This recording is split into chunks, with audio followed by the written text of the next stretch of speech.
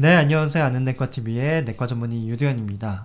이번 시간에는 오미크론 감염의 특징, 과연 이게 정말 감기일까에 대해서 알아보도록 하겠습니다. 일단은 국내 오미크론 감염의 특징부터 살펴보도록 하겠습니다.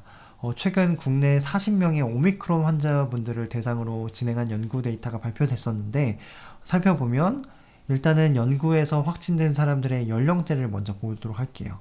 보니까 17명이 일단 40세에서 64세에 해당하는 그런 연령층이었고, 이 연구에서는 65세 이상은 3명밖에 포함되지 않았습니다. 그리고 45%의 환자들은 모두 해외여행을 갔다 왔고, 그리고 여기 보시면 이전에 코로나 감염됐던 적은 한 건도 없었습니다. 그리고 백신 접종 이력을 보니까 약 55%의 환자가 백신 접종을 하지 않은 상태에서 오미크론에 감염된 케이스였고, 오미크론에 노출되고 증상이 발생될 때까지의 평균 시간이 3.5일 정도 걸렸다고 해서, 현재 우리가 알고 있었던 오미크론의 잠복기가 2일에서 3일 정도라고 알고 계시는 바와 일치한 것을 알 수 있었습니다. 보시면 오미크론 감염은 일단은 아무래도 이 연구 집단에 65세 이상이 굉장히 적게 참여됐을지 몰라도 대부분 이제 무증상, 47%가 무증상이었고, 이제 52%만 증상이 있었다고 합니다. 증상이 있었는데 어떤 증상이 있었냐 살펴봤을 때, 일단은 인후통이 제일 많았던 증상, 25%가 이제 인후통을 호소했고, 발열도 꽤 많았습니다. 20%가 발열이 있었다고 하고, 두통 15%, 기침 12.5%, 기침 12.5%, 그 다음에 콧물, 이런 순으로 발생을 했었고요. 근데 여기서 좀 주목할 점은 해열제를 사용한 그룹이 총 40명 중에 3명밖에 없었다라고 할 정도로 굉장히 고열이 심한 경우는 아니구나라는 걸 알 수 있었고요. 그리고 전반적으로 증상이 지속되는 기간을 봤더니, 일단 발열 같은 경우에서는 평균 3.75일, 기침 같은 경우는 6일, 콧물은 7일, 그 다음에 인후통은 이제 8일 정도 지속된다고 하고요. 여기 보면 이 미각이랑 후각을 상실하는 경우가 딱 한 케이스 있었는데, 이 케이스는 11일 동안 그 증상이 지속됐다고 일단 보고가 되고요. 나중에 CT 촬영을 했더니 CT에서 이 폐를 침범한 경우가 전체 환자 중에 15%밖에 안 됐다라고 알고 계시면 되겠습니다. 그만큼 증상이 그렇게 심하진 않았다라고 알고 계시면 되겠고, 단 이 연구의 한계는 65세 이상 인구 집단이 적게 참여했다라는데 그런 한계점이 있을 수 있겠습니다. 다음은 이제 영국에서 발표한 데이터인데, 영국에서도 이제 오미크론 감염의 특징을 이제 델타 바이러스랑 비교를 했어요. 보니까 인후통이 무려 델타 바이러스보다 2배나 많이 발생할 정도로 이 오미크론 감염은 이 인후통으로 많이 오는구나라는 걸 알 수 있었고, 이 델타보다 오히려 발열이 더 많았고 기침도 더 많았습니다. 그 반면에 코막힘이나 입맛이나 미각이나 후각 상실 정도는 델타 바이러스보다 더 적었다라는 것을 확인할 수 있었습니다. 그러면 우리가 오미크론 독감 감기가 과연 유사한지를 살펴보면, 일단은 독감이랑 코로나 바이러스를 먼저 살펴볼게요. 독감이랑 코로나 바이러스 비교했을 때, 이제 독감이 사실 근육통이나 두통, 피로감 이런 것들이 더 많아요. 그리고 이 후각이랑 미각을 상실하는 정도, 그 다음에 설사를 유발하는 정도는 코로나 바이러스에서 더 흔하다고 알려져 있고요. 그리고 감기 같은 경우는 사실 발열이 발생한다거나 여러 가지 근육통이나 두통 이런 것들은 흔하진 않아요. 단지 피로감이나 이런 것들이 있고, 입맛을 상실하거나 후각 상실하거나 설사하는 경우는 거의 아예 없다는 거죠. 그런 측면에서 이제 코로나 감염이랑 독감이랑 비교했을 때는 독감은 조금 더 코로나보다는 증상이 좀 세게 올 수 있구나. 반면에 후각이나 미각 상실, 그리고 설사 같은 경우에서는 이 코로나 감염의 좀 특징적인 거구나. 그리고 독감이 아닌 그냥 감기, 우리가 라이노바이러스에 대표적으로 걸리는 거거든요. 이거 같은 경우에서는 발열도 잘 안 일어나고 두통도 잘 안 일어나는데, 그냥 여러 가지 피로감이나 목 아픈 정도, 기침하는 정도, 이 정도가 나타날 수 있겠구나라고 생각해 볼 수 있겠습니다. 그러면 우리가 오미크론이 결국 독감이랑 비교했을 때 별거 아닌 거 아니야? 라고 질문을 해볼 수 있는데, 한번 살펴볼게요.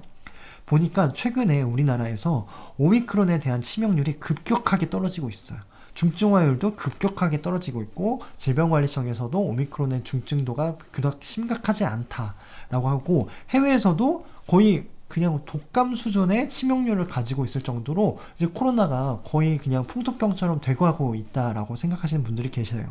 근데 살펴볼게요. 좀 더 자세하게 살펴보면 우리가 65세 이상으로 봤을 때는 치명률이 한 1% 정도 돼요. 근데 이걸 자세하게 한번 살펴보면 60세 이상이 이제 1%인 거 알겠어요. 근데 70세, 80세 이 정도까지 합쳐보면 70세 치명률 4%고요. 80세 이상은 13%, 무려 10명 중에 1명은 반드시 사망한다는 거예요. 이 정도로 자세하게 내다보면 코로나에 대한 치명률이 달라질 수 있다라고 할 수 있겠고, 실제로 60세 이상을 봤을 때는 뭐 그렇게 높지는 않아요. 1.7%. 근데 전체적으로 인구 집단을 쫙 깔고 70대 이상과 80대 이상을 살펴보면 그 치명률이 4%, 10%까지 올라간다라는 거고, 실제로 영국에서도 오미크론 이제 한번 휩쓸고 가고 나서 이제 데이터를 분석을 해보니까 치명률을 살펴봤더니 80세 이상이 50% 이상을 차지하고요. 70세 이상이 나머지 30%, 나머지 10%에서 20%가 이제 남은 연령층들, 뭐 기저질환자 분들이겠죠. 이런 분들이 이제 사망하신다고 합니다. 그래서 이제 미국에서도 코로나 감염으로 2022년 1월 달에 사망한 사람들을 살펴봤더니 이제 코로나 감염으로 사망한 사람이 전체 사망하는 인원 중에서 2위를 차지해요. 가장 1위가 이제 심장질환으로 사망하는데 2위가 코로나 감염으로 사망하신 분들이 그만큼 많다는 거죠.